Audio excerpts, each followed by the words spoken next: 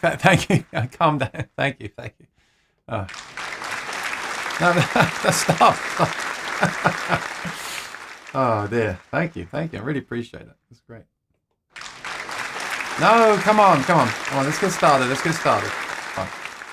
Okay, welcome to another Gear Chat on a Wednesday. It's November 17.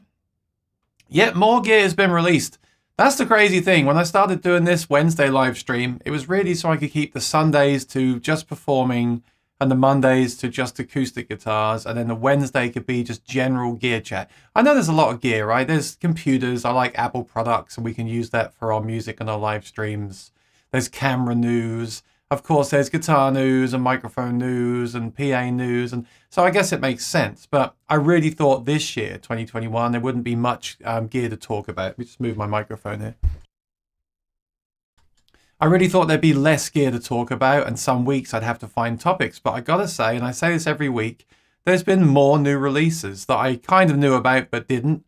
But still some pretty major releases, and I'll talk about them today, as well as I have one in-depth viewers comment to answer, and then we'll just take it any way we want to. So let me know in the chat if there's anything you want to discuss today. But yeah, it's been another news heavy week, and there's things to talk about. So we'll get started here. So I want to say hi to people that joined early. David is here. Oh, David, you got big today. Maybe I'll take that down. There we go. That's better. David Belcher says, good morning, Aaron. Good morning, David. How you doing? I'm still waking up. I'm in for my walk and I've had my coffee. I'm still waking up. That's fine. I'll be awake very soon. Lewis is here. He says, we back, baby. That's right. We back, baby. Come on. See, I'm getting there. Bernard Smith is in Suffolk, UK. Very cool. So I think what I'll do is while people are arriving, I think I'm going to start with the viewer's comment because it's pretty in depth. And I think the viewer said they were going to watch later on today. So I think I should discuss that. Then we'll go into the news because it is pretty exciting stuff. We have a new Fender Acoustasonic to talk about. And I know that's a very big topic on the internet right now. So I want to talk about that in some detail. And then we'll wrap up with some questions at the end. So this is the comment that I had this week. In fact, I had it yesterday. And I just said, if you send me a comment on the YouTube channel, what I'll do is I might type a short reply. Pardon the pun. Hang on, I'm still learning where my buttons are. Yeah. So I'll do a short, quick reply, but then I will go into more detail on this stream because then that's part of the episode. It makes more sense to me. And likewise, if you have a question, try to put it in the comments of this video or one of these videos so I see it and I can address it. But either way, if I see a comment that I want to talk about, this is a good place to do it because it would take me a long time to type this answer out anyway. So this is what the question is. I'll just read it out. Bear with me, it's fairly long. Hi Aaron, my two primary performance instruments are 1, an Ibanez AF archtop with single floating pickup, which I play through either an acoustic image or AER60, right? So that's a archtop guitar played through an acoustic amp, basically. And number 2, a Yamaha silent guitar. I have the steel string silent guitar. This person has the silent guitar nylon version. So that is an undersaddle pickup with modeling, fairly old modeling now that still sounds good. And it's the silent guitar, so you have no sound from the guitar. Very good for practice, very good for stage. I have a review of that on my channel. Go and check that out sometime. He goes on to say, I would love the Yamaha guitar to sound more like a real classical guitar. So this could be a 10-minute answer. No, me, it could be longer. No, I'll keep it short as I can. I would also like to tweak the sound of the archtop a little and I'm hoping to find a single device to do both jobs. Me too. If you find this device, please send me a link and I'll buy it with your affiliate link. I'm just kidding. I'll see what I can do here. I'll see that Tone Dexter have a setup specifically for the Yamaha and the YouTube clips certainly sound very good. However, they clearly state that Tone Dexter is not suitable for magnetic pickups. Also, it's an expensive option and there's no opportunity for me to try it out. So let me break this down. Let me start with that part of the question. And before I begin, remember, these are my opinions based on my experience and they're always subject to change based on firmware updates and my brain, okay? But let's start with that part of the question. So Tone Dexter does have maps. They call them maps you can download for the silent guitar. I've downloaded them and made a video, which you can find on my channel with the steel string guitar. I thought that was interesting. I don't think I would use them over what's already in the guitar. And you're right, it's not advertised to work with magnetic pickups. You can certainly try it with magnetic pickups, but they're what you call non-linear, so it's not recommended. The other thing is, this year we've had a lot of price increases. The Tone Dexter's actually gone up by $50. It's now $450, but you can find them used on the used market. So worth considering. A lot of people love that pedal. I don't think it's what you're looking for though. So let's move on to the next part of this question. In seeking an answer, I came across your fantastic comparison of various IR units. That was my ultimate IR pedal shootout. That was a successful video and I enjoyed making it. I commend you on the review. It's very thorough and objective and evidence-based, not very common on YouTube. Thank you. I'm trying to do more of that lately, more of my experience and opinions rather than just, infomercials. On the strength of that, I contacted NUX about the Yamaha. Initially, they gave me a couple of stock answers, but went silent when they understood the Yamaha doesn't actually have acoustic sound. So that's fine. Impulse responses often work better when they don't have acoustic sound. Actually, this is great. This isn't planned at all, but I'm going to talk about my Acoustasonic today. So this does have some acoustic volume to it. Okay, but the idea is it has just a little acoustic volume, and then that can be a good thing. In fact, if it had no acoustic sound at all, sometimes that's better for the processing that we're discussing right now. Okay, so that's not a problem. And NUX Optima Air is a great option because it's very affordable compared to the others, and it does sound really good. I like that pedal a lot. Just for full transparency, I'm currently not using any of these pedals as part of my rig. I just go straight into the PA, mainly for convenience, and also because I've not found anything yet that really makes me so impressed that I have to use that all the time.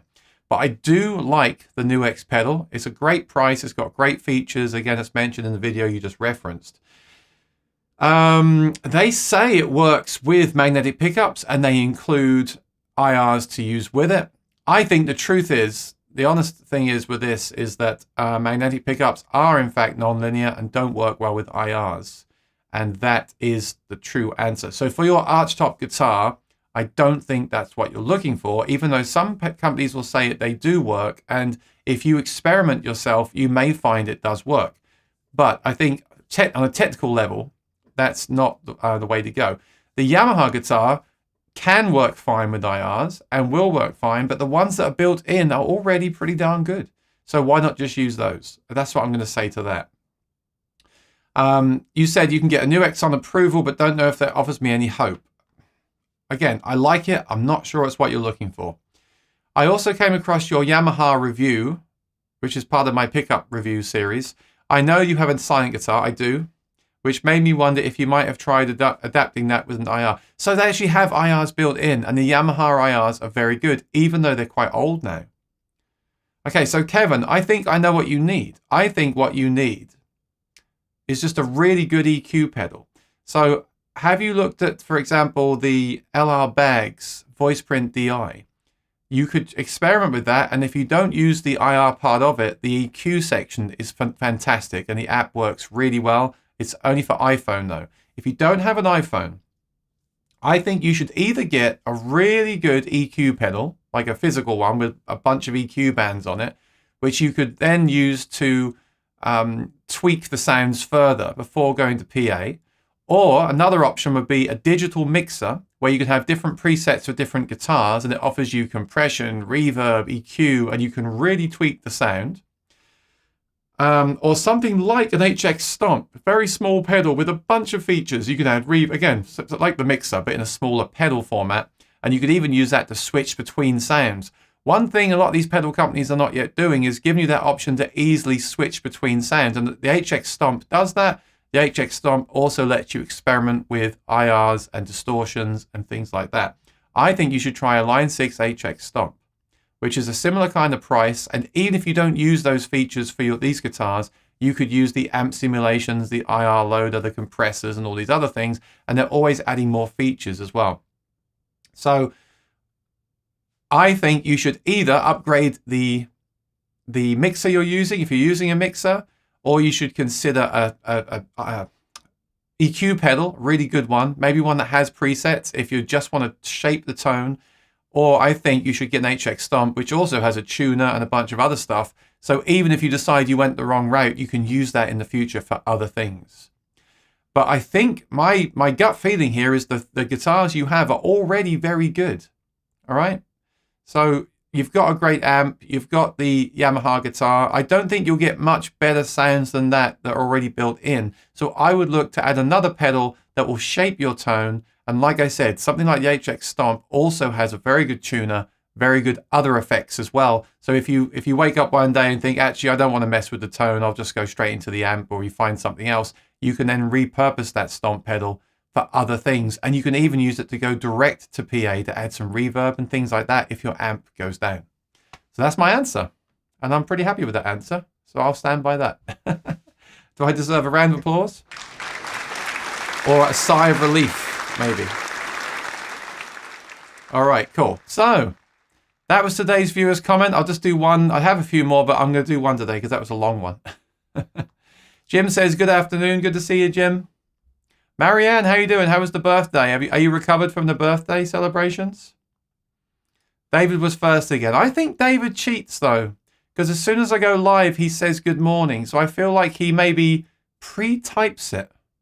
Am I right, David? Or are you just a dedicated fan that's sitting there waiting like this on the keyboard? Is that you? Or do you have something programmed that, I don't know. That sounds mean now, doesn't it? But I am genuinely curious. Mark says, good morning. What time is it where you are? It's 1:11 p.m. right here. And by the way, thank you for the viewer's comment. He said he was going to watch if I was on at 4. I said, no, I'm on at 1. He said where he is, that's like 4 in the morning. Maybe you're in Australia. But anyway, appreciate it. Hey, if you like my answer and it's genuinely useful to you, then I'll put my Buy Me a Coffee link here. So when you're watching the replay, if you found that useful, I've actually been drinking a lot of coffee lately, so I will actually buy a coffee with that. Thank you. Okay, Joe is here. I'm not going to say the name today. I'm just going to say Joe is here. David's apologizing for being the first one. Bemo's here. David Eidelberg. So I can't say your name either. I'll just call you Dave. Dave says, blimey. I think he's referencing my British accent. Patsy's going in the chat from Leiston, UK. David is a dedicated fan. He's the most dedicated fan. He's always first at every stream. 6:12 p.m. So where in the world are you, Joe? All right, shall we move on to the news? Oh, hang on, one more. MSL, good to see you. Have you ever tried combining the LR Bag's anthem with different undersaddle piezo elements, since the one that comes with the bags impacts the acoustic sound of the guitar in a bad way? Says who, MSL? Who says that? Who says that the element that comes with the anthem impacts the sound? You've been on those forums again, haven't you? You've got to stay off those forums. All you're going to do is spend thousands of dollars and regret it. I tell you, do not go on the forums, all right? Don't do it. I'm kind of half kidding because I still read the forums, but, you know, don't believe everything that you read. I don't think it does impact the sound in a bad way. I've done some test videos on the channel. Yeah, there's a small part of me that still wonders, if you want me to be completely honest. But the fact is I've done 2 videos on my channel where I didn't feel that when I actually did the test. So I have to stick to that. That's evidence-based opinion. So I stick to that. But having said that, there is another Aaron that makes acoustic guitar videos that I talk to who has done that very thing because he couldn't use that undersaddle pickup in his guitar for some reason, because of the saddle or something. So you can actually do this, and not a lot of people know this. You can disconnect, in the full Anthem this is, not in the Anthem SL. In the full Anthem with the big controls, you can unplug the undersaddle pickup and simply plug in another one. Now, obviously, Bags aren't going to recommend that you do this, and they don't support it, of course, because it's not their product. But you could, for example, order a more thinner, harder undersaddle pickup from Amazon, or get something like a Matrix. I don't endorse this because I haven't tested it. I don't want you to blame me if you get the wrong one and it doesn't work. But I do know someone that's done this. And there's also a video on YouTube of someone doing this as well with a Matrix undersaddle. All you do is you unplug your old one undersaddle part and plug this new one in. And some of them actually have the correct connector even on there straight away. You simply plug it in, put it under the saddle and go. The only thing you'll have to do is to change your saddle, because the undersaddle that comes with the Anthem is going to be higher, probably going to be higher than like the Matrix. It's definitely higher than the Matrix. So therefore your action is going to change, right? So you're going to have to make a new saddle. But it is a good experiment. It's a video I'd like to make myself at some point to see how I feel about the sound of that. I think that the Element is a good sounding pickup. And of course it comes with the guitars and it's made for that system by LR Baggs. I don't personally see a reason to change it. But yes, you can do it. People have done it. But no one's ever told me, oh my goodness, wow, this is a game changer and you have to do it. Okay, so I wouldn't do it unless you really want to. If you do it, then let me know. If you think that it makes a change to your unplugged sound and you like the sound of it plugged in, then let me know, because I'm happy to try it. It's a quite fairly easy experiment to try. But that's why I haven't tried that yet. I don't feel it's necessary. I said it too. Maybe I said it. Maybe I said it a long time ago on some forums, and maybe I've even said it recently. Like I said, I can't be 100% sure because I haven't got the same guitar with and without it back to back that I switch between instantly. Even in my experiments, obviously I had to go and change the saddles out, which took like 10 or 20 minutes. And with gear, when you AB gear, you really need to do it instantly. You can't take even a few seconds between the two because your brain does forget what you just heard. But I still believe in those videos that I did that it didn't make, I mean, if it did make a difference, we're talking really small, you know, it's not night and day. And the other thing I really believe is that when you take your guitar to someone to have them do this, they may change other factors. For example, I had someone install an Anthem in a really nice OM that I had briefly a few years ago. It sounded incredible unplugged. And I had this Anthem installed. Now, when I got it back, you have to remember a few things.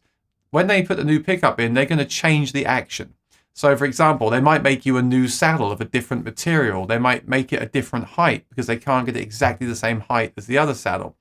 This particular install also had some shims in it, which you're not supposed to do. They got lazy and threw some shims in there. You're not supposed to do that. So I think we have to face that this could be a factor as well. When people say on a forum, I had the Anthem installed and it changed my guitar sound, did they do it themselves and recreate the exact same setup? Or did they take it to a place where they changed the neck angle, the height of the saddle, maybe put a shim in there, and all these things? There's other factors as well. So although I can't be 100% sure, I can't be 100% sure about anything in life, I don't think it's a big enough change. Here's my advice. If you like the sound of your guitar right now, like I like the sound of this Rain song, has the Anthem in it, right? I like the sound of it. So I'm not going to mess with it. If there's something really driving you crazy, then try it.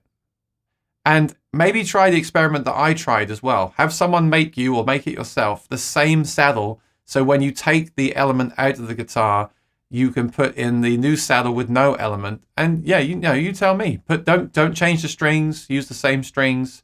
You can put a capo on the first fret so the strings don't come off when you take them out. Put them back the same way. You tell me. Leave me a comment if you think it makes a change. But I mean, yeah, I'm not 100% sure, but I just don't think, if they say if it ain't broke, don't fix it, right? But your mileage may vary. I hope it's useful. All I can do is share the knowledge that I've gained. But my only warning to you is that I spent a lot of time and money on those things. So beware of that. I was just thinking the other day, actually, as well. One more thing on this. I think my advice to people now that are really serious about acoustic guitars is maybe to consider having two of the same guitar. Now, I haven't done this myself, but if I could turn back the clock, I think this is what I would do.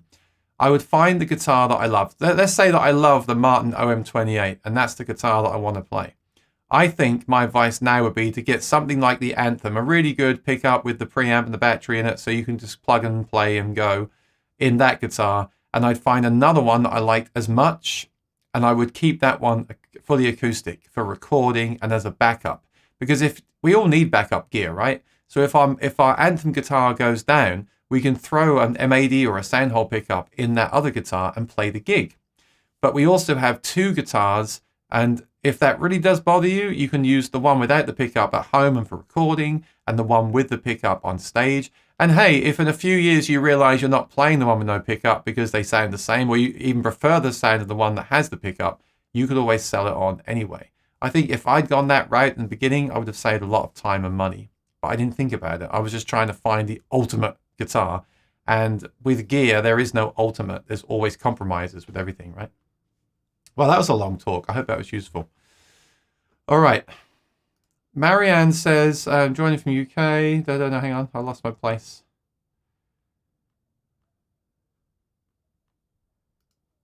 MSL. Okay, I'll give it a try, I guess. Thanks. Yeah, if you really want to, try it. And do me a favor. Let me know what your results are, because this stuff is ongoing. But I think that's the best advice I can give anyone. If you like the sound of what you have now, don't touch it. All right? Chalerism says, would there be any significant difference between various undersaddle pickups? Aren't they all a bit quacky? Yeah, they all vary. An acoustic guitar with an undersaddle pickup, if you put the same pickup in 10 different body sizes of guitar and brands of guitar, they probably all sound almost the same, because it's only getting a little bit of information from literally under the saddle, right? There's different amounts of quack and quality, but they all essentially have that same undersaddle sound. I went on the search for the ultimate undersaddle pickup. There's not really such a thing. They all have that quality of sound, all right? I'm going to talk more later about undersaddle pickups with the Acoustasonic, but they all have that kind of sound. There's this thing, just so you know, Chalerism, there's this thing with the Anthem, and this will relate into the Acoustasonic later as well, same thing. It uses a soft undersaddle. And what people say is that, think about the bridge in your acoustic guitar. The sound is sent through that, right? This is just in case people watching don't know. This is the saddle, and the undersaddle is under the saddle. Now, normally you want your saddle to be making direct contact with the guitar, so the vibrations that come from the strings go to the saddle and then go into the soundboard of the guitar, right? Especially on something like the Rain song behind me. So what people say is, well, first of all, you shouldn't use a shim. If you put a shim under there to raise your saddle, because you don't want to make a new saddle, which is all one piece, then you're losing power from vibrations. That makes sense, right? Some people will say, well, you can't hear it. Doesn't matter. And that's fine to do that. Some people will say, no, do not do that. Now, with an undersaddle pickup, it's basically a shim. So if you have one that's solid and hard like a shim is, then theoretically you shouldn't lose much sound, right? If you're in that second camp. If you have one that's soft, you could assume maybe that's absorbing some vibrations. And I think that's what we worry about with the soft undersaddle pickups.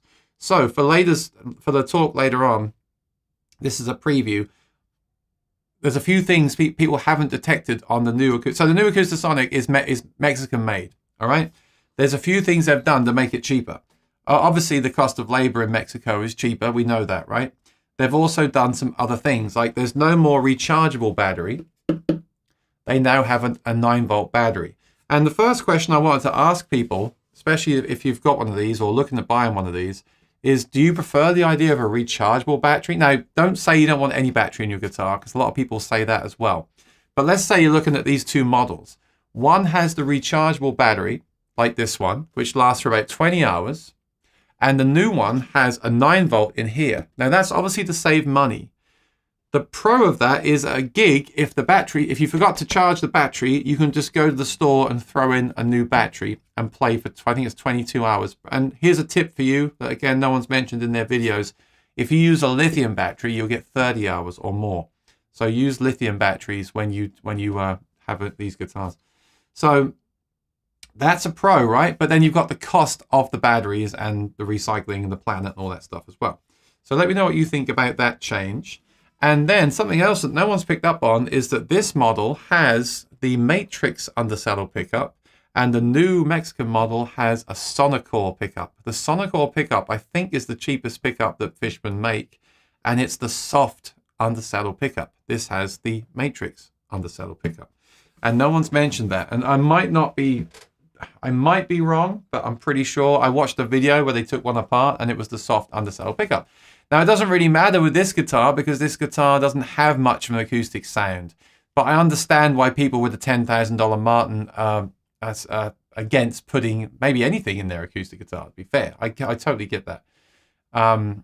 But interesting move with the Acoustasonic. Let's go and take a look at that on the website, actually. I want to see what you think of this guitar, because I am genuinely curious. As you know, I use them. I'm a fan, but I'm also a traditional kind of player as well. So this is it. This is the new Mexican-made Acoustasonic. Now, that's the first thing is it's made in Mexico. I gotta say, I've played a couple of Mexican Strats lately and over the last 12 months that I thought were better than the American Strats. When I say better, I mean the quality of the finish and everything.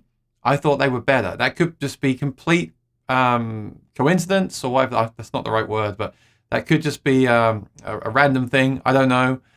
I felt they were better. So I don't see a problem with that. And the reports I've heard so far on this guitar is that the quality is the same pretty much as the American-made guitar. The American-made guitar is about, how much are they? Let's take a look. And it looks like they've all sold out straight away, which always happens with these new releases. So the one I have here, the American, and there's several models now. I can't believe how many of these there are. I remember when these were announced. I was at the NAMM show when this first one was released. And then there's all these models. Yeah, this was the first one that was announced. And I had one of these day one. I had some issues because it was the very first one, of course. We always talk on the channel about don't buy the first one, right? Because you're going to get problems. I had a problem. That's all been resolved now. But this was it. This was the one. And I actually like the Telecaster shape a lot. This is now $2,000. A lot of people said, well, it's too expensive. I'm not spending that.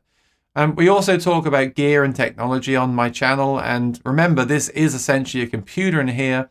And this will be replaced by a version 2 in the future. Won't? I mean, I'm not saying I know that, but let's face it. It's a computer. This will be upgraded at some point. $2,000 is a lot of money to drop on a guitar that's going to be replaced essentially in a few years' time. That's my opinion. So the new version, and that's $2,000. The new version is basically this one. So what are you getting here? You're getting a saving of $800. All right. So my question to you is, what do you think? Have you played the $2,000 guitar? Does that interest you at all? Does the new $1,200 guitar interest you at all? And what are your thoughts? And let me tell you what you lose and what you gain by spending the $1,200 versus the $2,000. And something else you should remember is that there's a lot of the $2,000 guitars now on the used market. I've even seen them go new for $1,700. The chances are with the $1,200 guitar we see here, they won't give you a discount today because it's brand new. Okay, so if you could find the American one for $17 and this is $12, $500. Okay, that's still a substantial amount of money, $500. But what do you lose by not getting the American-made one? Because there are some things you lose, and I want to know if you think these are deal breakers or not. For me, they kind of are. And one is kind of neither here nor there. But let's take a look at this closer up here. So first looks, it's exactly the same, all right? Now, I do know, or I'm pretty sure, that the undersaddle pickup is different. Now, we're not talking about a huge expense to Fender for this, or Fishman, I presume. A Matrix versus a Sonocore. And hey, maybe the Sonocore works better with this system. I don't know. But that is a change. The Sonocore pickup is different. So that's one thing to bear in mind. Now, what's more important than that to me is that they've gotten rid of a pickup. So in the American-made guitar, and again, this may or may not matter to you, it has a 5-way selector switch, all right? 1, 2, 3, 4, 5. In the new one, it has 3, 1, 2, 3. And you lose the body sensor pickup. This guitar has the body sensor pickup that first came out in the Martin guitars and is now sold separately by Fishman. It's called the, what's the name of it? Help me out here. Fishman. Oh, I can't think. But it basically is a black piece of plastic that sticks underneath the soundboard here, a bit like a K&K. And then in position 3, you get the body percussion, so you can do your drumming. I think that's really important. I've seen some reviewers say that that's their favorite pickup in the guitar, and they've taken it out now as a cost-saving measure and to simplify the guitar. Now, I think a lot of players don't bang on their guitar or loop. I think a lot of people just strum and fingerpick and they won't miss that pickup. But I think people like me would really miss it. For me, the appeal of this guitar is to loop and go from acoustic rhythm to electric lead and percussion. So for me, I think that would be a bit of a deal breaker. But I can also see people that don't use that pickup not caring either way. So let me know what you think about that. And I'll go through these pictures. Everything else looks the same. Like I said, I love the beveled armrest. The colors they've gone for are very, very good choices. I feel like the black obviously is a good way to go. I like the sunburst. They're calling it shadow burst. I like this new butterscotch yellow color. I think that's really nice. And then there's white. So I think the colors they've chosen for this model are very good. I'm also glad they went with the Tele model body shape because I like that more actually. I like the Strat because I'm a Strat player, this one here. But some people say that the Tele version can be neck heavy, which I never really had a problem with, but okay. Maybe they've made some changes with that now in this model. I'll have to play one to comment on that, but I like the look of the Tele. That's what I'm trying to say. Here's the tuners. That all looks basically the same. And the neck is no longer ebony. It's now rosewood. That could be a good thing. Because with the American one, with the ebony, they're using the streaky ebony. And I know some people, including myself to start with, are not fans of this streaking. I like it on this one because it's the way the pattern is. But they can look ugly on some guitars when you get the streaked ebony and it's like all over the place. It can look really not cool. It can look not cool. That's a personal thing. So I think the rosewood there is a good move. I mean, aside from that, they're basically the same. So that's really what you're losing. You're losing that pickup. You've got a different undersaddle pickup, which shouldn't really matter too much because they're processing the sound anyway. And a few different materials. I don't know. What do you think? And I think some people will say $1,200 is still too much. Maybe this one should be $800 and the American one should be $1,500 or something like that. Then again, everything's gone up in price lately, so maybe that's not so bad. Let me go to the chat and see what you think. I know there's some acoustic guitarists in here. This is what I want to know. This is what I need to know. Do you have any interest in owning one of these guitars at all? That's what I want to find out. Because all I've seen so far is a bunch of demos from people that I don't think you're even going to use the guitar. I have used the guitar in my live streams and it works really well. The acoustic sound plugged in is not the most realistic acoustic plugged in sound I've ever heard in my entire life, or the kind of dream sound that I'm always looking for. And the electric sound isn't the best electric tone I've ever heard in my life either. But they're both very good. And when you loop and put them together, as you'll see in some of my live streams I've done, they're excellent. And that's what's really cool about this guitar. And that's why you buy this guitar. Especially when you have the third pickup as well and you do the drumming as well. I think that's the real point for me. I personally hope that they can update these sometime soon and make them even better. Like, people talk about the look of the guitars and everything else, but if you plug these in and it gave you the sound of, and this is unrealistic because even the new modelers and things don't make me that happy anyway. So, but if they just made that electric sound even better and like an actual clean Strat or a clean Tele, right now it's kind of a crunchy sound. If they could actually give me the sound of an actual like clean Strat and Tele and a plugged in sound of like a mic'd up Martin, which no one's done that yet. But if they could do that, and the sounds are incredible and undeniable, then I would gig this all the time. I wouldn't even think twice about taking a different guitar. So, all right, I need to go over. I need to take a second here and go over to the chat. Whew. All right.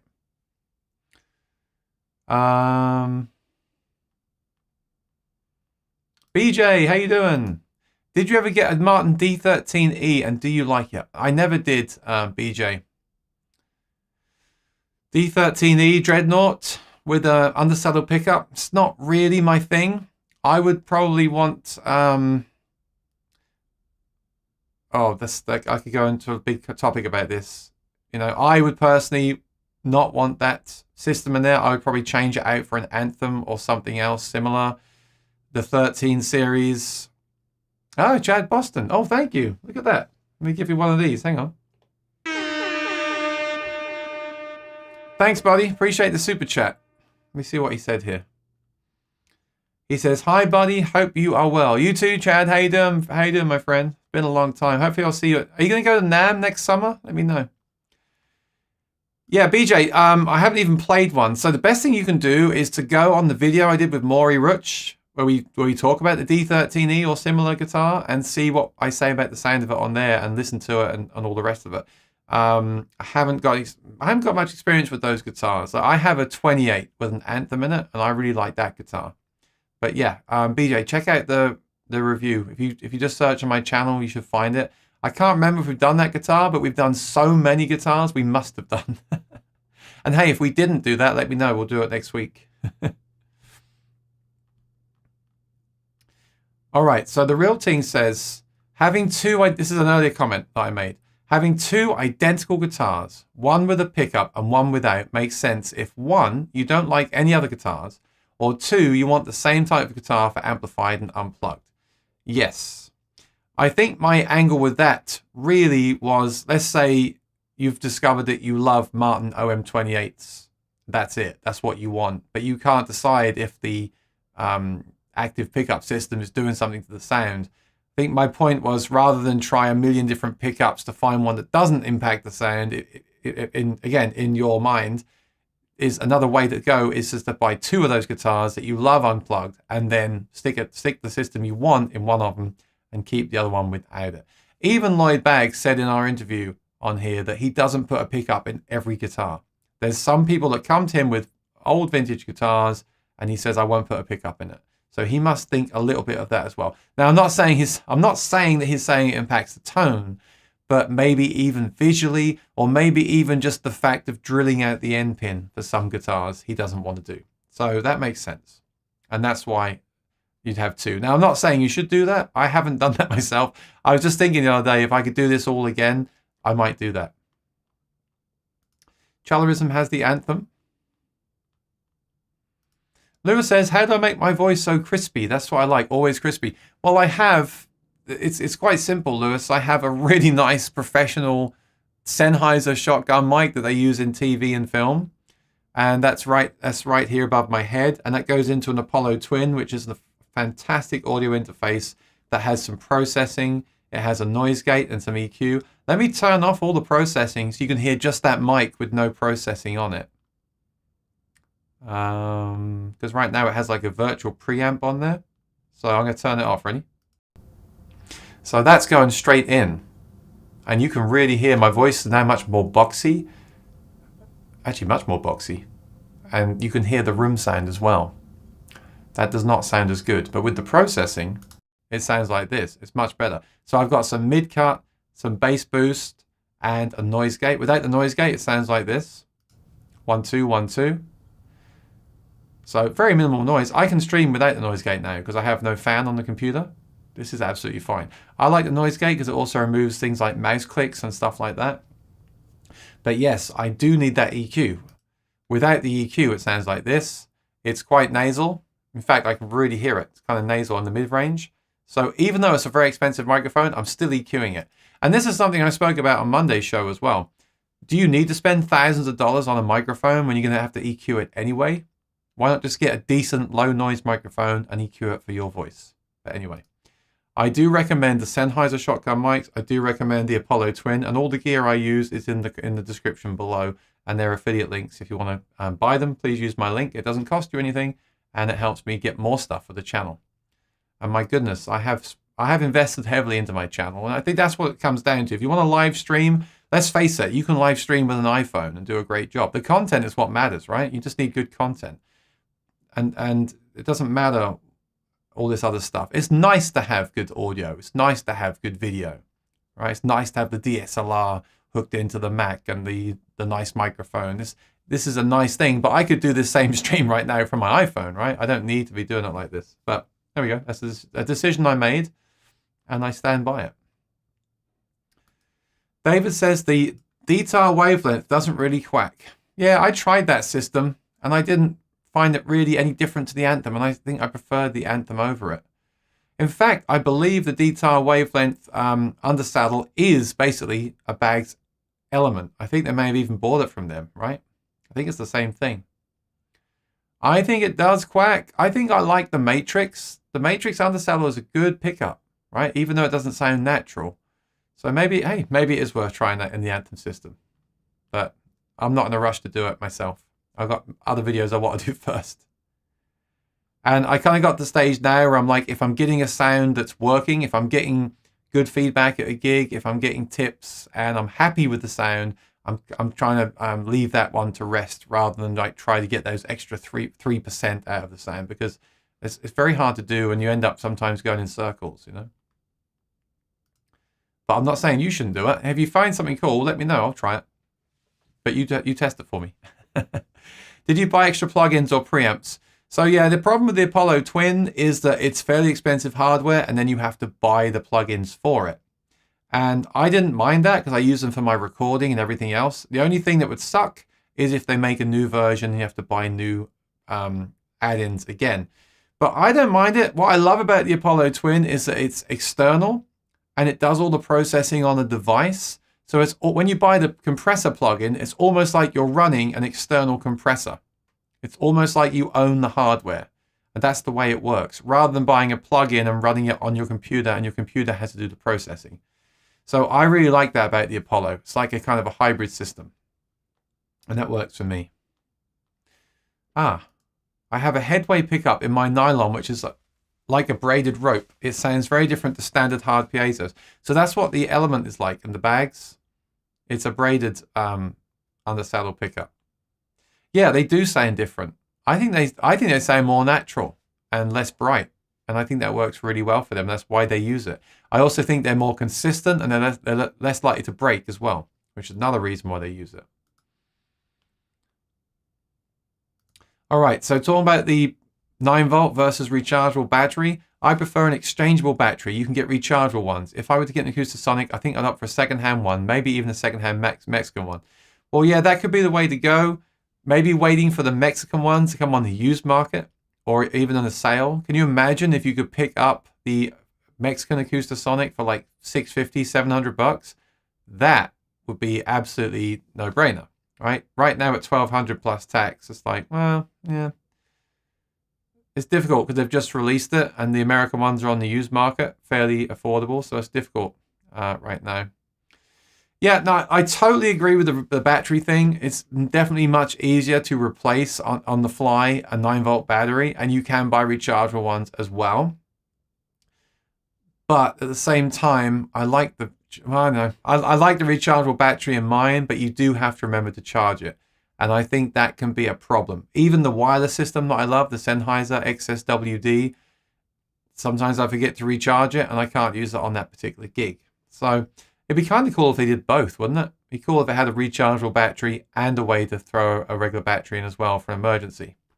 But yeah, I have to say, that is the only thing they changed on these new guitars that I thought that's kind of cool. And one reason to go that way is the battery can be changed out. And I wonder, in the next American Acoustasonics, do you think they'll stay with rechargeable? Or do you think they'll move those to 9-volt batteries as well? That'll be interesting. All right, let me just have some water.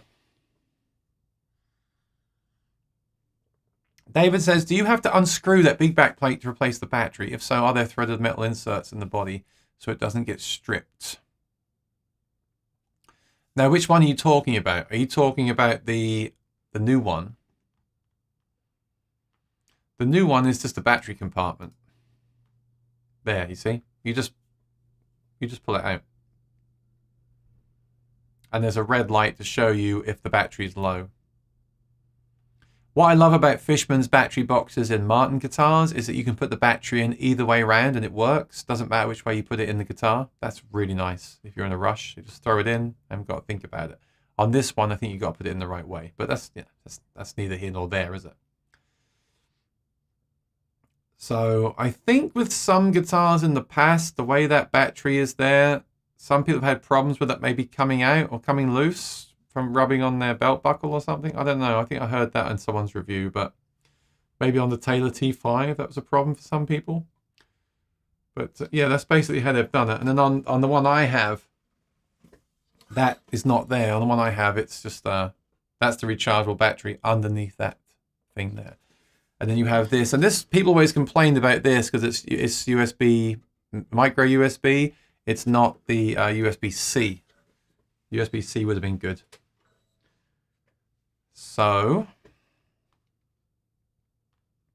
Lewis says, I definitely would like to buy my first amp to play my electric outside now that it's sunny again. Do you have a favorite budget amplifier?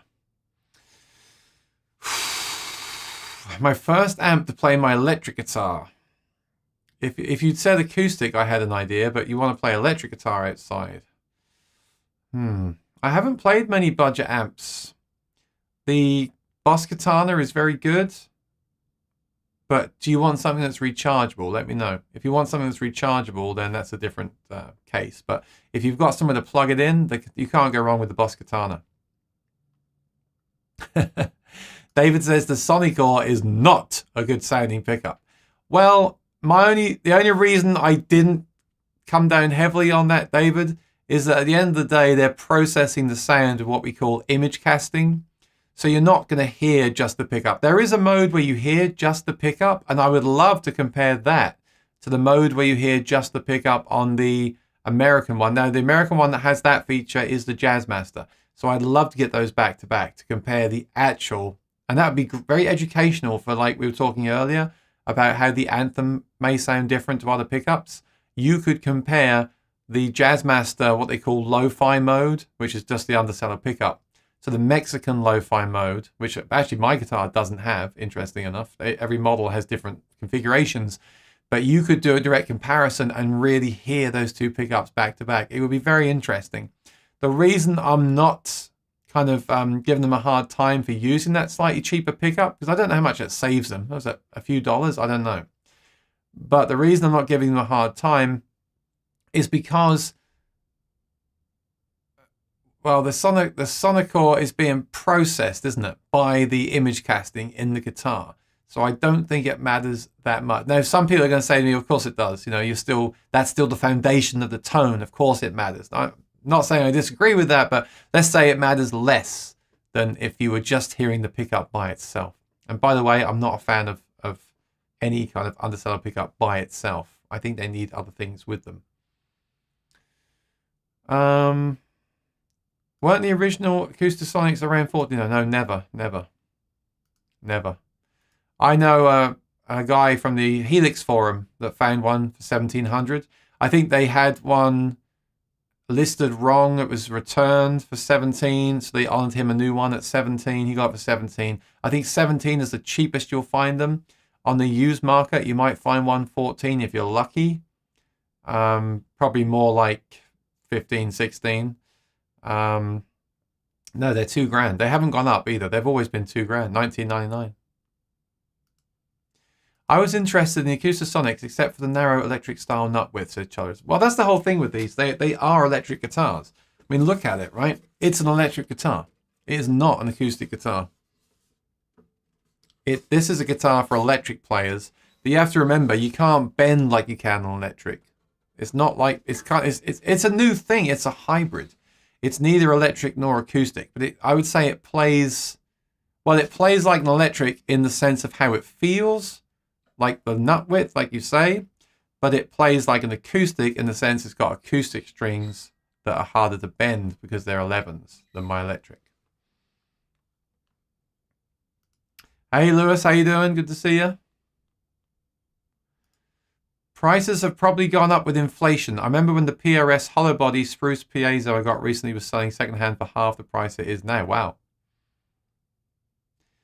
Yeah, a lot of prices have gone up. I've seen that with Sir and PRS. Prices have gone up this year. But this hasn't gone up. No, this hasn't gone up. This has always been $19.99. This is the problem people had with it. They're like, it's a cool thing, but I'm not spending $2,000 on a guitar that's essentially a computer that might be replaced next year, like your iPhone, and they just don't see the value in it. I don't think a lot of people should spend $2,000 on one of these.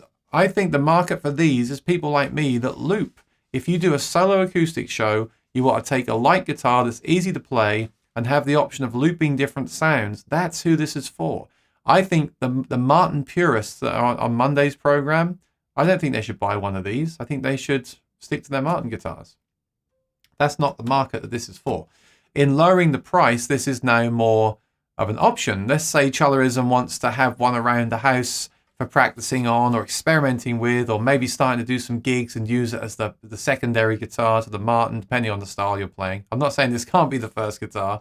For some people, this is a better stage instrument. But I'm using Chalerism as an example.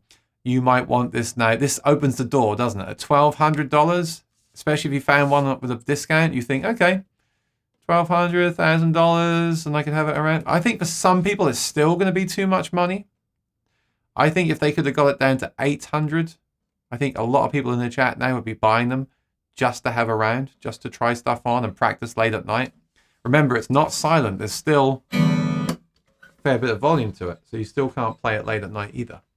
It'd be cool if it was completely silent, I think. Lewis says, I've got a Taylor 414 CE. Is that the rosewood back and sides or the other wood they use on the back and sides that I've forgotten what it is? And what do you think of the ES2 system, Lewis? Because that's something I still have to investigate. Thank you, Chad, for the super chat. I appreciate it. So I'll give you a shout out. If you have a Helix, a Kemper, or any kind of pedal that you take out to gigs, Chad makes accessories, button toppers, and screen protectors. Check out gearbyseba.com. Thanks, Chad. Lewis says, does it sound as good as a top-notch acoustic? Well, no, it doesn't. But what do you mean? Do you mean unplugged? Well, no, because it's a small body. Do you mean plugged in? It's a very, very good plugged-in sound. It's not the best plugged-in sound I've ever heard in my life, but it's very good. I really enjoyed the Acoustasonic used in your live streams. Yeah, I found an old live stream from a few months ago where I did some Acoustasonic with backing tracks and even without backing tracks, and I thought it sounded excellent. When the Acoustasonic shines is when you use a looper and you record the acoustic and you play lead with the electric and you do some drumming. That's when it shines. You cannot do that with an acoustic guitar. That is really great. If you just take it out as a, I would never take that out to play just electric in a band. I would take an electric. I probably wouldn't take it to just play acoustic and strum on. I think something like an OM or a Dread with the Anthem would sound better. I do. But if you want to combine those things, which is why they made it, then I think it's cool. That's when it shines. Pooh Ninja is going to stick with traditional instruments. I get it. Again, I really think this was, although I'm so traditional in a lot of my stuff, I love a Fender guitar into a Fender amp. I love a Martin guitar into a microphone lately. I've really gone back to traditional. But you have to understand, I really think these guitars are marketed at people like me that play solo acoustic shows with a loop pedal. That's exactly who these are for. But for some of those players, it's not enough. Some of those players want more sounds and tunings, and they haven't done that with these. And I would love to see an Acoustasonic Pro that's maybe even more money, but has more cool features. But can they do it? I'm gonna compare this to the Variax. The Variax acoustic and the electrics was released about 10 years ago or longer. And I still think that's more innovative because it does different tunings. It does different sounds. It has a sitar. It has a nylon string. Why can't we get an Acoustasonic with those things on it? All right. Why can't it have a whammy bar? I'm friends and I'm fans of Fishman and Fender, but I'm disappointed it doesn't do more. I don't think it should have an app and be overly complicated. I think that's annoying, and I'm kind of tired of all that stuff myself. But let's face it, how cool would it be? And this would be my dream Acoustasonic now. Again, nothing against this as it is. I do think it's good, but if I could have my dream, and I do this with all gear, and it's not really fair because it would cost a lot of money to make this stuff, but if I had my dream, it would have the whammy bar, which would use pitch shifting to give you electric guitar whammy sound. It wouldn't be a physical device. It would just be virtual. It would have other sounds that you can switch via an app on your phone very simply. A nylon guitar maybe on position 4, sitar on position 3. It would have the body sensor pickup, definitely. And it would have newer And they can do it because they're working with Aura HD at Martin now. So if they use the Aura HD algorithm on the Acoustasonic to give me a sound which is so much like a microphone, it blows all the other pickup systems out of the water. Then I would buy it in a heartbeat, even if it was $3,000. Would anyone else buy one though? And this is what people have told me. All the times I've been to the shows and said, well, you should do this. All the CEOs of the companies say, yeah, but you're the only one that would buy one. And I think that's what it comes down to. Even if I had something here that was $3,000 and you said was the best sounding plugged in acoustic you've ever heard in your entire life, I bet you wouldn't buy one. Because let's face it, $3,000 is a lot of money to spend on something. And there's still people out there that don't want to play something that doesn't look like a traditional guitar. That's why Rainsong made these. This is carbon fiber, but made to look like a wooden guitar, because a lot of customers want something that looks like a wooden guitar. And that's a problem that the manufacturers are up against, right? People want this still. They want tradition still, like Pooh Ninja wants tradition. Chad isn't sure about NAMM. Me neither, Chad. NAMM is going to be in the summer. I really want to go, but the summer is going to be very expensive to fly. It's going to be very hot, and that's when I do most of my wedding gigs and things, so I don't know if I'm going to go. I really, really want to. I have to see maybe if I could get a job during the show so I can get out there, but I really want to go. Let me take a water break.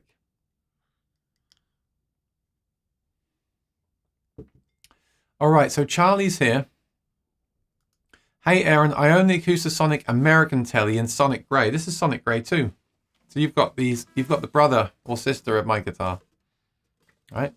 It's a cool guitar for recording as well as performing. I'm surprised to hear how much money the Mexican costs though. Yeah. They are good for recording. Would you use it to record an album with though? No, you'd use the mic up acoustic, right? It's good for recording demos, definitely. Definitely.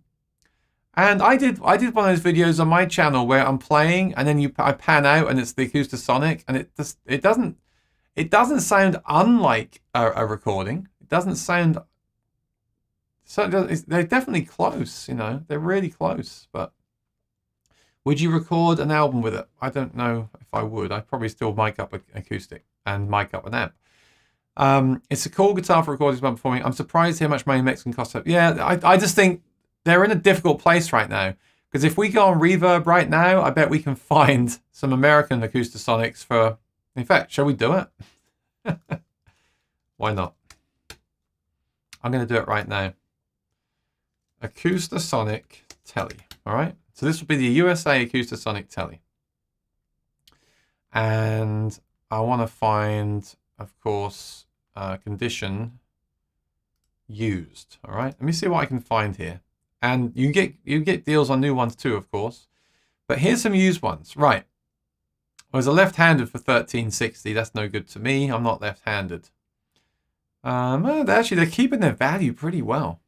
There's a red one that I really like. I didn't know they made a red one. That's nice. $1,700. Okay, I found it. $1,500. All right. $1,500, and it says it's 75 shipping, so it's $1,575, and it says it's in great condition. I do hate when people list their gear, and I'm not great at listing gear, but all it says is slightly used, great condition. Well, what does that mean? Like, at least tell me if there's any marks and scratches or where they are, you know? But yeah, $1,575, and then the new one is $12. Yeah, I guess the USA ones are kind of keeping their value. I don't know if people are actually getting that money for them. I think that should be less than that myself, but they are keeping their value right now. So that's probably why the new ones are $1,200. It's tough. Maybe in 6 months you can get the $1,200 one for $1,000 or $900. That would be good. Then again, do you want to wait? And do you want that warranty? Because the new ones do come with the warranty. The electronics obviously are covered for a year, and that's something that you don't want to be paying for to have repaired yourself. And also, I do like Fender's warranty a lot. They have a very good warranty, and I'm going to use mine soon because I've mentioned this before, but this one has a slight fret sprout to it. I can feel the frets there. And if I put this in the hard shell case with humidifiers, it fixes it. But every time I take out the case for a few days, I get this fret sprout again. So I'm going to make a video, I think, about this process, because I don't like having my frets filed down for the reason of the wood may come back again. But since it's been a year and it's not changed, I think I have to get these frets filed down, simply because it's very dry here too. And I'll make a video about that to let you know my experience, both on, you know, the job that is done by the Fender authorized dealer, and also how it lasts over time. But I definitely have to get these done. But the fact that I am the original owner means this should be done under warranty. Now, I think, like with Martin, they don't cover humidity related issues. This is kind of humidity related, but also not, because it's maybe could have been done differently in manufacturing. I don't know. I'll make a video about it. But that's why I don't think I'd want to buy a used one and just save like $100. I'd rather have the warranty. And it's a bit like a computer as well, isn't it? There's technology in this one too. So that's just my thoughts there. But Charlie, let me know what you think of yours. How are the frets on your guitar, actually? Have you had that issue?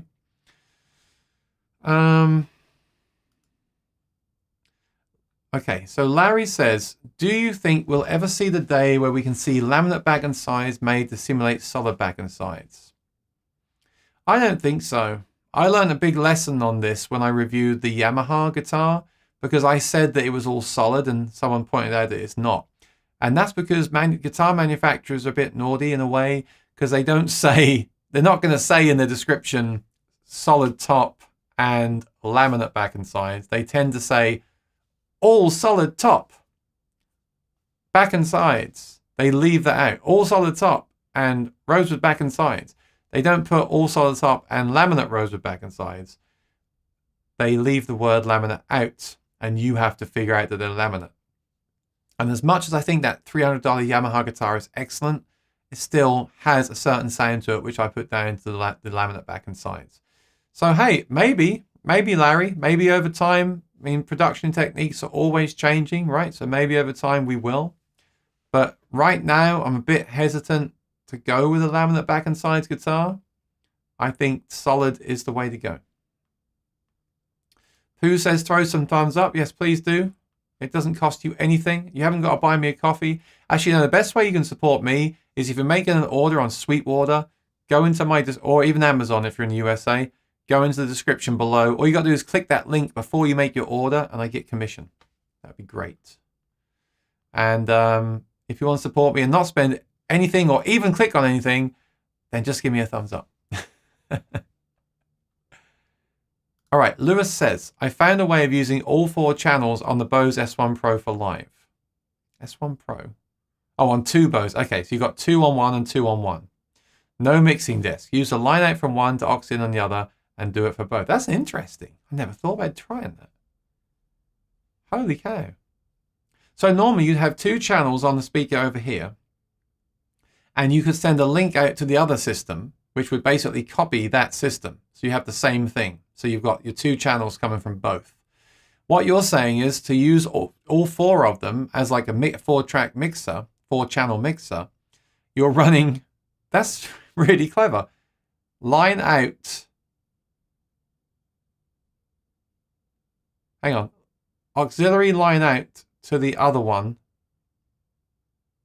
And then line out to the other one. Aren't you losing a channel though? When you run the auxiliary out of this one over here and plug it into the input 1, you're losing input 1, right? So I'm confused now. And likewise, if you then go auxiliary out of this one into input 1 over here, so you get the inputs again, you're losing that channel. So you're effectively having 2 channels left over. So I need more info. How you're doing that, please, Lewis? Okay, Mark says, a rig rundown with your Strat and amp combo would be cool. What's your main gigging gear? Yeah, I often think that, Mark. I'm so busy talking about the gear that's been released and that I'm thinking about and dreaming about, I don't actually talk about the gear I'm actually using at the time. And once a year, it'd be great to make a video where it's like, hey, this is what I've actually been taking to the shows. This is what I use. And this is what I've been thinking about lately as well. It's funny you mentioned this, like with the Acoustasonics. You know, I'm being a little bit negative here, but you get the demo reviews and the videos of people saying, hey, here's the new product. It's wonderful, and it's got this on here, and this is how you, and okay, I've done it too. I do it too, right? But then you don't see them ever use it again. You never see that video where they're using it again. So I should make that video once a year where I have my current rig, or what was my rig for 2021? What was my rig for 2022? Have I made any changes? What's the same? What's different? Because at the end of the day, that's the gear that's tried and tested, that's paying the bills, right? So you're absolutely right. I do need to make that video. With the Strat and the amp, that's been changing a lot the last 6 months. I've been trying a lot of different stuff. I've been going from pedals back to amps again. I've tried several amps. I've tried some solid state stuff. I've been deliberately waiting to kind of make a video on electric with more electric stuff because I kept changing the rig around, and I wanted to be a bit more settled upon what I actually think is good. It's so difficult though, because like there's so many different options for acoustic guitar, right? But electric is a nightmare. I mean, there's millions. I've said this before. There's millions of amps. There's millions of plugins. There's millions of phone apps. There's millions of this. There's so many ways that you can take your electric guitar and amplify it. So it's a very complicated decision to make. Lewis says, I've been spending loads of money on gear. I got many gigs to play to get the money back. Me too, Lewis. Yeah, I definitely spent more than I should during the lockdown because I was bored. And some gigs are coming back now, which is good where I live. So I'm starting to save again, and that's very important to me. I need to save up, and I'm going to sell some stuff too.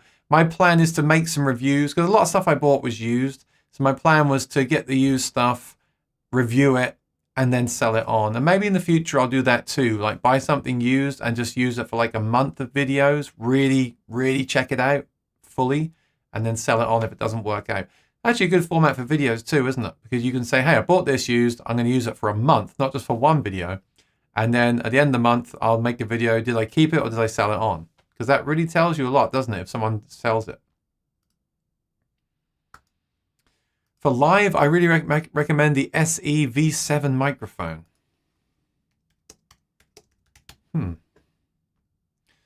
SE Electronics, 115 bucks. That's cool.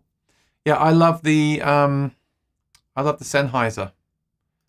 I've been using that for years. I forgot. Is it nine? I did the whole video about it. I forgot which model it was, but I use that on all my gigs. I love it. I mean, mics can suit different voices differently as well, but I do love that microphone. Plugging your guitar into a charger is such a drag. If I have to recharge the battery in my gigging guitar, I want to be able to leave it in the gig bag and just swap the batteries out. I don't disagree at all. Charging anything is a drag. You know, I love the new iPhones. I've got a wireless charger pad here. So when I'm not using this on the stream, it's sitting on there and it's charging. I love not having to plug the cable in, of course. Yeah, I do totally agree. In fact, that's a big reason why I play the Anthem pickup. Because a lot of people say to me, I don't want batteries in the guitar. I do understand that. But the whole thing of changing batteries is a drag. Like with the F1 Aura system I used to have in my Martin, that was a 30-hour battery life. And there were a couple of gigs where the battery died, and that really sucked, right? There was one gig I had to ask a guy to go buy me some batteries. Can you imagine? That is not good.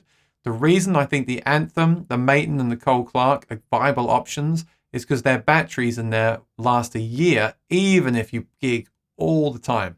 Like you can gig every night and the battery will still last you, I mean, at least 6 months. So let's say I think changing a battery every 6 months or a year is absolutely fine. But having to recharge or change a battery every week, no. And I did spend a lot of money on batteries on that F1 system. That was not fun. And I was just thinking this might be a bit facetious, but if you buy the Mexican guitar and save 500 bucks, but don't use rechargeable batteries, after a year of gigging all the time, aren't you going to spend a few $100 on batteries anyway? Or over the lifetime of the guitar, aren't you going to spend the 500 bucks on batteries anyway? I know, that's what I was thinking yesterday. My active basses have an active passive switch for emergencies. That's great. In fact, that's what they should have done. You're absolutely right. There should be a switch on here where in an emergency where the battery dies, or not even a switch, when the battery is dead on here, it should use the undersaddle pickup in a passive mode out of the output jack. Yep.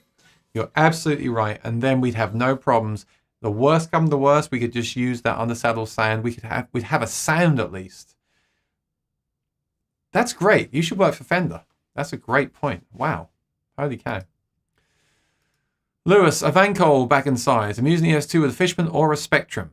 So you like this ES2? You happy with it? I know there's a Rosewood model as well of that. How does the Acoustasonic compare to the Variax? That's a great question, actually. I should probably do a video where I compare the two some point.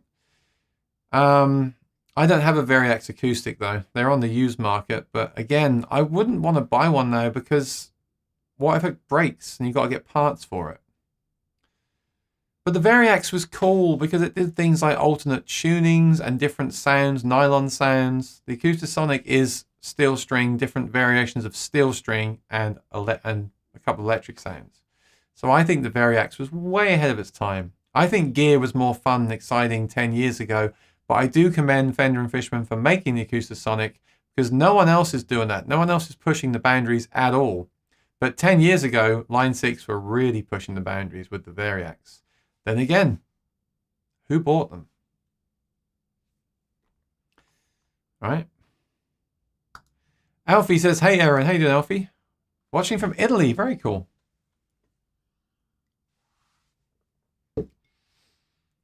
Alternate tunings work with Variax because it's solid body and virtually silent. An acoustically resonant guitar with virtual tuning changes would sound... Well, the thing is, even the Variax, when you use alternate tunings and hear the acoustic strings in the room from the electric guitar, even the electric Variaxes, you still hear the strings acoustically unless you're using in-ears. And it does sound awful, you're right. And it caused a lot of problems for customers. A lot of customers complained about that. They thought it was broken, but it wasn't. It was just they were hearing the sound of the guitar. So you're absolutely right. I think I would have made a silent Acoustasonic, but you're right. You're still going to hear the unplugged strings unless your monitors are really loud in the room. So that can be a problem, yes. Thanks, Lewis. Says, Alfie, how's Italy doing? Plain bagels or everything bagel? Definitely everything bagel. Brothers, how you doing, buddy? Okay, if you thought the Yamaha had solid back and sides until it was pointed out, then does it really matter if it doesn't have solid back and sides? And did it sound good until you knew? You want me to be completely honest? I thought it was a great sounding guitar, but there was something about the sound that I knew was different to other guitars. There was something there, but no, it didn't. It doesn't matter. A guitar either sounds good or it doesn't. And that always brings me back to the Rain song. I spend hours with Maury on a Monday discussing tone woods, construction, bracing, scalloping, non-scalloping. That's carbon fiber, and there's no wood inside that or bracing inside that at all. It's an empty box, and it sounds excellent. So just a different way of thinking. But I do think solid wood back and sides sounds better than laminate, generally. If you do a line out to auxiliary in both ways on two Bose S1s, won't you get a feedback loop, or does it not pass auxiliary through? Yeah, I think I read that wrong. Oh, okay. Okay, I'm going to try this now. So line out, the line out of an S1 Pro to the auxiliary in, which you would normally use for your iPhone, or we used to say iPod, now we say iPhone, right? And then the other way. So what you're doing is you're sending the 1 and 2 from one to this one through that channel, and then you're sending 1 and 2 into that channel, and you get everything. Does that actually work, Lewis? I want to try it. That's really cool. Have you tried it? Does it actually work in practice? So basically you get all 4 channels through both speakers evenly, like a conventional PA system. And then can you also stream music from Bluetooth as well? What happens then if you stream Bluetooth into that channel and adjust the volume from your phone? Lee says, hi Aaron, everyone. We were out, missed most of this. Don't worry, Lee. I invite you to go back to the beginning and watch from the start. There are people pushing the boundaries in guitar tech now. The new Boss and Moore guitars, for example. Not for everyone, of course, but can't say no one is pushing the boundaries. Yeah, actually, okay, fair enough. Boss do have that new synth guitar out. I take my hat off. I do like Boss. I do like Boss stuff, and they're a good company. They are, you're right, they are pushing that. But how many of those are they going to sell? And to be fair, yeah, I get it. If they're going to invest all that money in R&D into something that will not sell very many, that's not a good business move. And I think as musicians, sometimes we forget that companies have to make money. They can't make a product just for us that will satisfy us. They have to make something that they'll sell millions of. Otherwise, they're going to close down, right? I mean, as much as I love TC Helicon, they're not doing much anymore. Is that related there? It's not just the fact they're bought by Behringer, is it? It's also the fact that if they were selling billions of dollars of Voice Live 3s a year, they'd be making another one, wouldn't they? I don't know. You need the aux in the jack with 3 rings. Yes, you can. Wow. You need on the auxiliary in the jack. Aux in the jack with 3 rings. Oh, 3 rings on the, you mean TT, or is it TTRS on the cable? You may not have liked the Yamaha, but you might not have liked the solid version of the same guitar. It might not have anything to do with it being laminate. You might just not like that guitar. No. But actually, I did like that guitar. And I know I'm contradicting myself. I'm completely aware of that. I like that laminate Yamaha. I still have it. I'm going to sell it. But only because there's no pickup, I don't use it. I like this guitar. This is not laminate, but this is carbon fiber. I know sometimes, I said on Monday's show, sometimes you pick up a $300 guitar in a guitar store and you say to your friend, that sounds great, doesn't it? That sounds really good. And you pick up a $7,000 guitar and you kind of like, meh. All right, no, I do get that. In fact, I was looking at a laminate guitar today, and it's interesting because the first thing I thought was, ooh, laminate back and sides. Ooh. But you're right. You may play that and play the solid wood version and prefer the laminate back and side guitar for other reasons as well. These things are not cut and dried, are they? Some super high-end classical guitars have laminate backs and even tops. Really? I didn't know that. Because they're louder. Okay. And they can also be better in regards to humidity as well, right? Less sensitive to where the climate changes. Okay, Lewis says 6.5mm to 3.5mm TRRS. I'm going to try this, Lewis. Do you mind if I try this?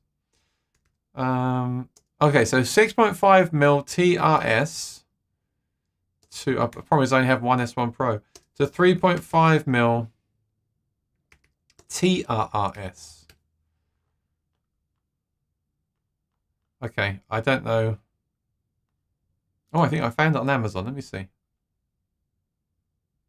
No, that's not the right.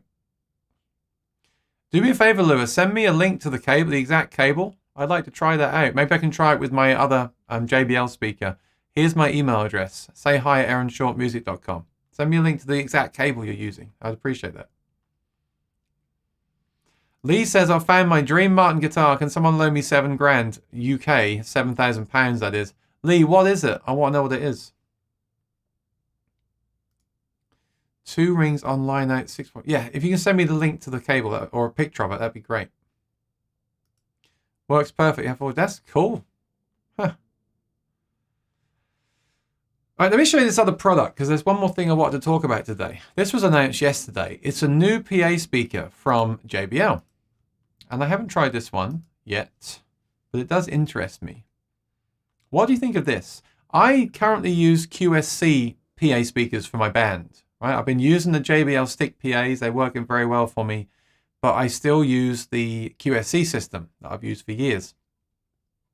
This is JBL's answer to those kind of speakers. And it's interesting because it's about the same price, $500, 12-inch, 10-inch, or 15-inch, and there's also a subwoofer. And it's not as powerful on paper as the QSC speakers. They are rated, I think it's 1,000 and 1,000, 2,000 watt speakers.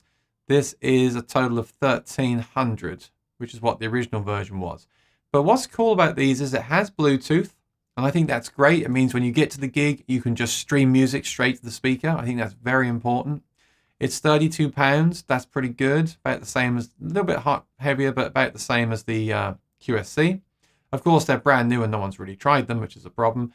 It has onboard EQ presets, which is nice. The QSC kind of has that, but this will link into the app that the new stick PAs use. So therefore you can control this and your stick PA once again from the same app. JBL are moving everything into that new app, and I think that's exciting. It should mean that that app gets a lot of development and work done on it too. So I think these are very interesting. I'd like to try them. But I'm really waiting to see what happens with the app and firmware updates and things like that on the other speakers. But I think it's exciting that JBL are moving everything to this new ecosystem that all uses the same app. And I guess it all comes down to sound quality, right? I'd have to hear these compared to the QSC. I certainly have no complaints with the QSCs, but I'd have to put them next to each other. This one has the handle on the top and the handle on the side. The 10-inch has the handle on the top, same as the QSC. And they can be used as monitors as well. And it has the digital screen that the stick PAs have. And it has the anti-feedback. I was looking for a while for a mixer with anti-feedback built in. This has that built in. So you could just use this with an analog mixer and they'd have the anti-feedback built in. I think these are interesting speakers. The main thing for me is the Bluetooth audio. Like I said, to be at the gig and just stream the Bluetooth audio straight in would be really nice while I'm setting up the band. So I'd like to check these out at some point.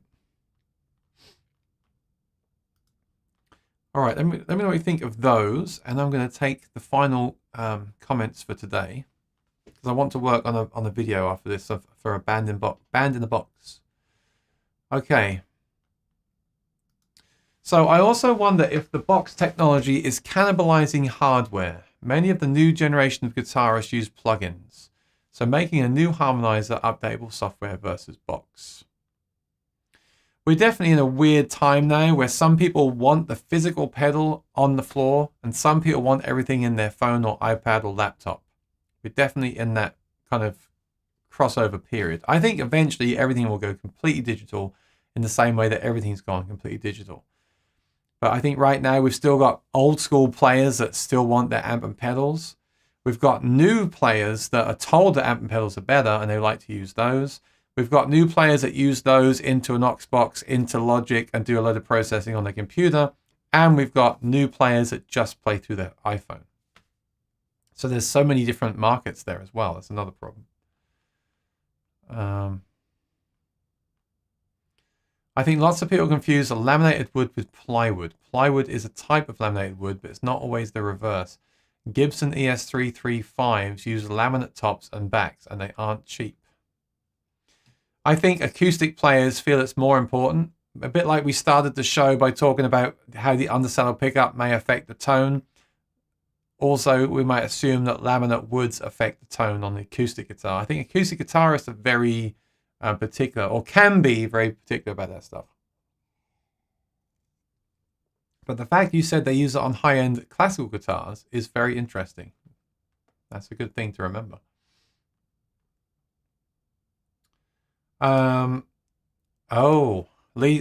Lee says it's the John Martin Artist Series, only 25 made for the British market. It was released as he died. And okay, let me see. John Martin Artist guitar. So that's a Martin guitar, right? Oh, I see it. That's at the North American Guitar. Martin D28, John Martin Artist model. Well, when they released, they were $3,000, unless I'm looking at a different guitar. But yeah, it looks nice. I think that's probably not the one you're talking about, Lee. And are you talking about a used guitar? Obviously the price is probably, yeah, I see it now. 2009 D28 Artist Series, John Martin, 14 of 25 worldwide. Do you want to take a little look at this to finish up? So there it is. That's number 14. Oh, this is in Charlotte. Oh, listing was suspended. What does that mean? That's not good. Nice. That is a fine looking guitar. Look at that inlay. That's cool. Oh, wow. Can you see that? Look at that. The inlay goes, or the wood is inside the inlay. That's very cool. Not the biggest fan of slotted headstocks myself. I like the look. I don't like restringing them. But yeah, whatever. The inlay's nice on the fingerboard there. Yeah, if you can find one, Lee, get a fair price. Why not? It might be worth a bit of money in the future as well. Brad Miller's here. Good to see you. Thoughts on the new acoustic player series? I just gave them for an hour. Brad, you have to go back and watch the replay, my friend. I can't want to talk about it again. Peter Gregg says, hi, Aaron. Just saying hi. Rainy here at the moment. Oh, dear. It will clear up. Have a great show, buddy. I sure will, my friend. Uh-oh. Peter, I think you brought the rain here. Get out of here. Get that rain out of here, Peter. Get out of my check. Come, get out of here. Come on. Okay, he's gone. He took the rain away. Oh, dear me. He comes in here, brings the weather from Florida. Terrible. All right. I think I covered everything. So, to wrap up, new Mexican-made Acoustasonic Player Series guitar. New speakers from JBL. I believe the app update for those speakers will be out this time next week. And I really hope, my fingers are crossed, that will also improve the app for the JBL stick speakers, because it does work, but it doesn't work as well as I'd like it to. And if they make it better, that would be great. And then I'm waiting to make my review of those speakers once they update the app a bit more. So hopefully that'll be next week. And Brad says, no worries, I will do, thanks. No problem, Brad. Yeah, these stay up so you can watch them again anytime. And here's a little pro tip for you. If you watch people's live stream in the rerun, you can select 1.5 speed or even double speed and save half of your time by playing them back at twice the speed. All right. So thanks for another great show. I really appreciate it. I'm getting so close to my goal of 10,000 subscribers. So please make sure you're subscribed and ring the bell. Hopefully I can do a little party for that in a month's time. And I'm going to go off and make a video right now. So thanks for joining me. Another successful live stream has been completed. And I look forward to seeing you real soon. Hopefully I'll see you Sunday at 4 p.m. EST. Maybe I'll even play the Acoustasonic this week. But like I said, I'm going to take it to the doctors very soon and get the frets done on this. So I think I'll do that first. And I think I'll do a few streams on this for a while, since we're all talking about the Acoustasonic at the moment. All right. So take care, be well. Thank you for the super chat. I really appreciate it. Super chats. I really appreciate it. Subscribe, ring the bell. Have a great day, everyone. And go and play your guitars. I'll talk to you soon. Thanks for joining me. Bye-bye.